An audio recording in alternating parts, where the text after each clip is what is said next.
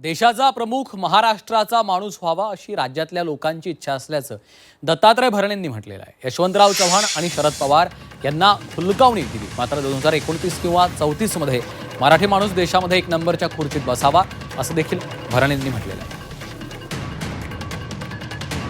महाराष्ट्र खूप दिवस झालं वाट बघतोय की भारतामध्ये आपल्या देशाचा भारत देशामध्ये आपल्या राज्याचा कोणीतरी मराठी माणूस हा एक नंबरच्या खुर्चीवर बसावा। त्यात महाराष्ट्राच्या जनतेचे काय चुकीचं नाही।